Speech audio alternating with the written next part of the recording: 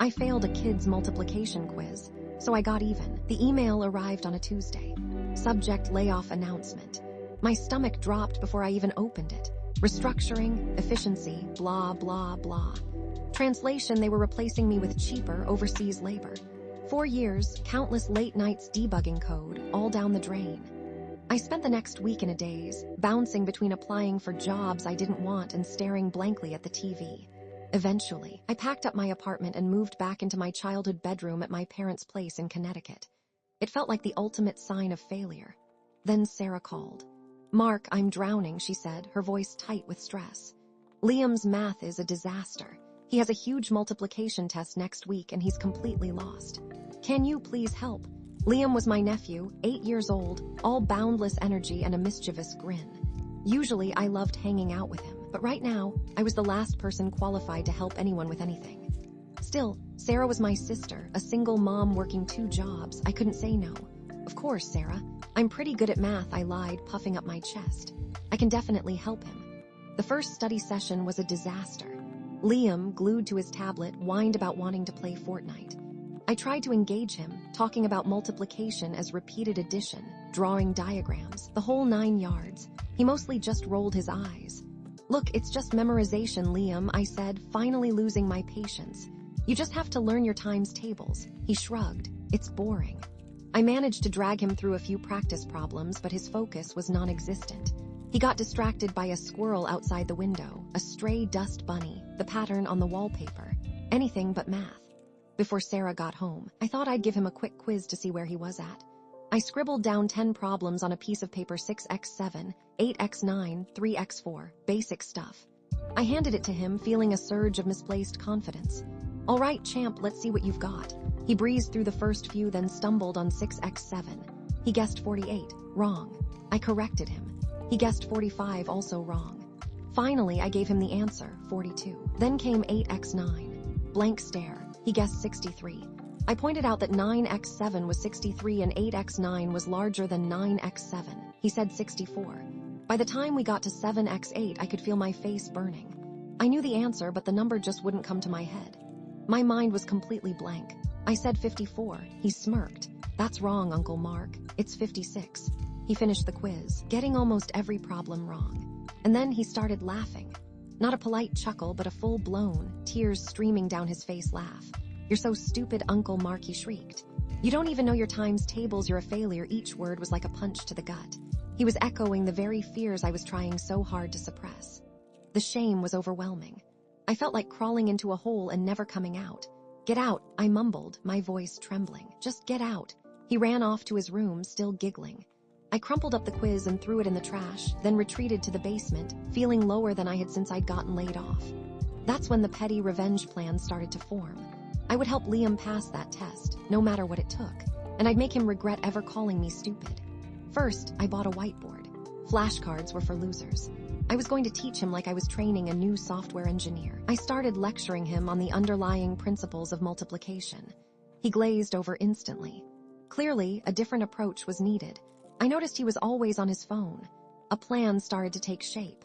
The next night, fueled by caffeine and spite, I stayed up coding. I created a basic multiplication-themed video game. The graphics were awful, the gameplay clunky, but it was functional. The rules were simple: answer multiplication problems correctly to earn points and advance through levels. "Check this out," I said the next day, presenting the game to Liam. He perked up immediately. "Cool, can I play?" He played for an hour, surprisingly engaged. I even added a penalty for wrong answers: extra chores around the house. He complained, but he kept playing. I found I was taking the wins harder than him, and punishing him with extra chores far harsher than a child his age should have received. But a simple game wasn't enough. I needed to take it to the next level. I started researching educational apps, but they were all too simplistic. I could do better. I had to do better. I dusted off my coding skills and started building my own multiplication learning system. I set up a small server in my parents' basement using a Raspberry Pi. I installed a webcam to monitor Liam's progress remotely. Ostensibly, it was to make sure he was focusing. But really, it was to catch him goofing off. I was becoming obsessed. The system was elaborate. It tracked his progress, identified his weaknesses, and generated personalized quizzes. I even added a reward system, awarding him experience points for completing tasks. Sarah called a few days later, her voice filled with surprised delight. Liam's teacher said he's made a huge improvement in math. What are you doing with him? I played it cool, just helping him understand the concepts. I omitted the part about the custom-built learning system and the webcam surveillance. Whatever you're doing, it's working, she said. Thank you, Mark. That felt good. For a moment, the shame and inadequacy faded away. Then David, Liam's father and Sarah's ex-husband, showed up at a school event. David was the epitome of successful arrogance, always dressed in expensive suits, driving a fancy car, bragging about his corner office. He cornered me near the snack table. So, still unemployed, I see, he said with a condescending smile. Helping Sarah with Liam's homework. That's cute. He made a comment about Liam's improved math being a fluke. I saw red. I bit my tongue, but the need to prove him wrong, to prove everyone wrong, burned inside me. I doubled down on the system. I added a feature that sent me alerts whenever Liam got a problem wrong. I'd then coincidentally show up and guide him through the solution, reinforcing my expert status. I even started incorporating multiplication into everyday activities. Grocery shopping became a multiplication-based scavenger hunt. We calculated the area of the backyard using multiplication. I was turning Liam's life into a math textbook. He was doing so well, but I could see he was becoming reliant on my system. Then came the day of the big multiplication test. I was a nervous wreck. I kept checking the webcam feed, making sure Liam was studying. I'd barely slept the night before, tweaking the system, optimizing the learning algorithms. It was ridiculous. I felt like I was prepping for a NASA launch. Finally, the test was underway. I logged into the webcam, my heart pounding. Liam looked focused, but I could see the anxiety in his eyes. Then it happened. He encountered a problem he couldn't solve. He stared at it for a moment, his face contorted in frustration. And then, he glanced down at his wrist.